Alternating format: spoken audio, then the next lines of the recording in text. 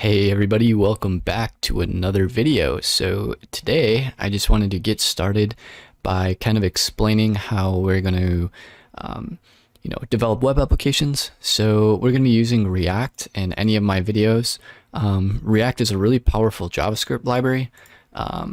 It's a framework which lets us build modular components. So if you've ever tried building kind of modular components with just plain old JavaScript, you'll realize that it requires kind of a lot of headaches, and you can do the same amount of code a lot faster and shorter with React. So if you're already familiar with React, you can probably just skip the video. I'll probably put a timestamp in the description, but I'm just going to explain kind of what you need to actually download to get started making web applications. So the first thing you're really going to want to download is Node. This is a front-end and back-end framework, which allows us to install other packages. So I would just recommend coming to the Node.js website. I'll put all the links in the description, so you guys can just get started with that right away. But you're just gonna want to get Windows, Mac, whatever OS you're running. So download the current build for Node.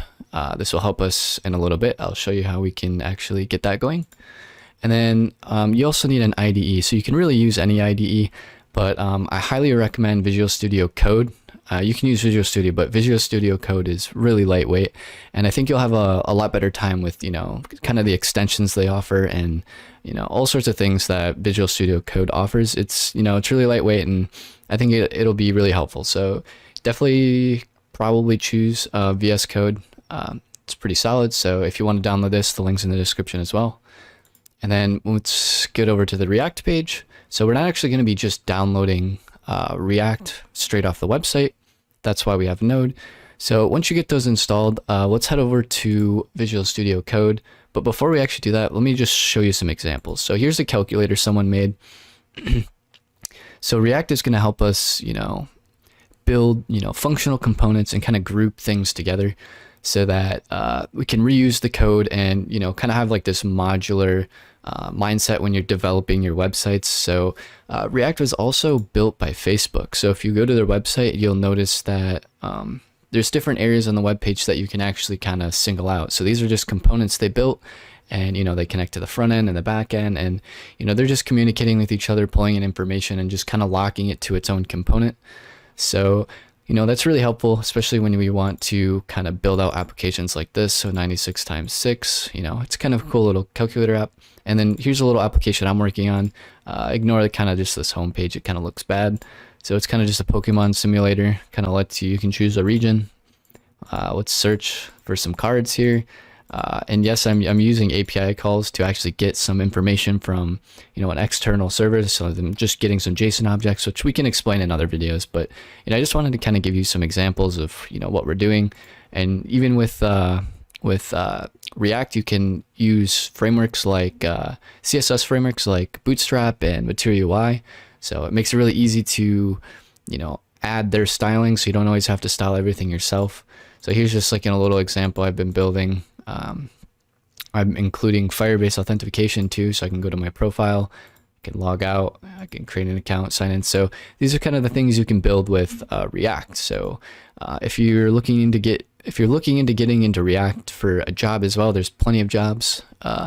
So React is definitely something you want to learn. Before you learn React, it might be better to actually study up on some JavaScript and learn as much JavaScript as you can and the basics of HTML, CSS. The more you know, the more helpful this framework will be. So let's talk about actually starting your first project. So I already have one open. So let me just Control C and stop this. So you're not going to actually have this. So there's a few different ways you can actually go about starting a new application. Okay, so once you're in Visual Studio Code, you're going to want to open up the terminal, which shows right here, which is just Control and this backtick. So there's a couple different ways you can actually create a React application. Since we already installed Node, it should be a lot easier since we can just run this command. So it's npx create React app. So you can either, already have a folder made and then go into that folder. So change the directory to the folder and just put a period like this, and it will create whatever the name is, so it starts putting things into that folder. So let's just say YouTube YouTube id. Okay, so once you run npx create react app, choose a name or choose a location, it's going to start building out your application. So it's going to start, designing a boilerplate code, which is basically just a template that React will use. So once this installs, I'll be right back and I'll start explaining some of the functions. And we are back, so it looks like it finished. Let me just open this up again real quick. So you'll see here, we have a couple folders, some node modules, public folder, source folder. So the bulk of your code is going to be in components. So it already has a component, which is app.js, which is just kind of our main app for right now. So we'll probably want to create a folder with components and actually design some components, but don't let this all scare you. For now, as a beginner, you're probably going to want to ignore node modules. This is kind of a lot of dependencies and other things that are incorporated into React's framework. So something you want to be kind of more paying attention to is your index.html, which is just kind of your general. This is going to be, your entire website is pretty much going to be pushed into here. Because we're having the root ID here, and then if you go over to setup, I don't think it's setup, where is it? You'll see get element by ID root, and then we're actually pushing our app component, which is kind of just our base and kind of like where we're going to start. So when you want to route, different components, you kind of want to design it here on your main app.js, which you can obviously rename. So let's just look over our git ignore.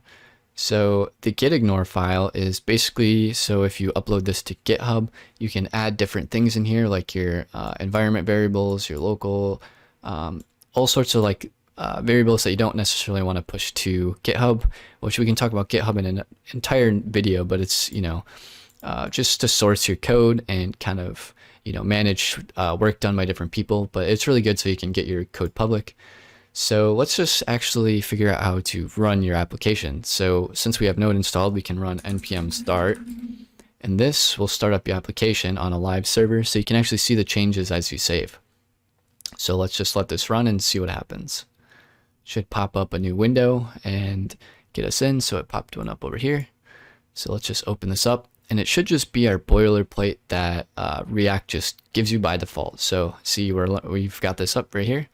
So let's just make a quick change. So I'm not going to go too in depth with React in this video, but for now, let's just edit our app.js and kind of see what we can have actually pop up here. So we can just get rid of all this for now. And then let's say we just want a header. We can just do this, hello world. So make sure to save your changes, and it's going to automatically update that.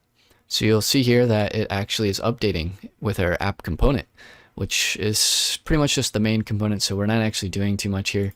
So if you're wondering why that's all styled, that's because this app.js has its own CSS, so let's delete all this and save it. And now you'll see it's unstyled again, which also index.cs also has another CSS file in it, which it's updating. So there we go. So, that's just kind of the basics on how you actually get started with React.js. I think it might be a little bit confusing to set this all up if you just went off the brim and done this your first time.